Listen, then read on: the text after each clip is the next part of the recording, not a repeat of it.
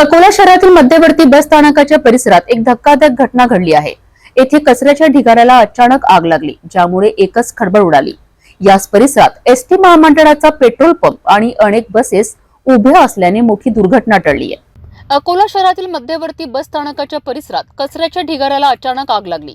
आग लागल्यामुळे परिसरात एकच गोंधळ उडाला।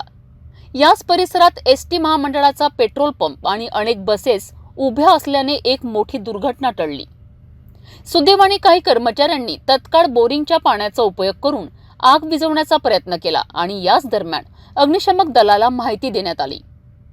तत्काळ आग विझवण्यासाठी अग्निशमक दलाचे जवान घटनास्थळी पोहोचलेत आणि आग आटोक्यात आणली।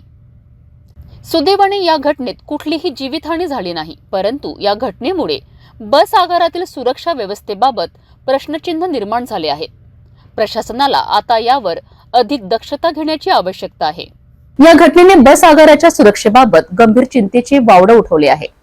प्रशासनाला यावर आवश्यक ती काळजी घ्यावी लागेल।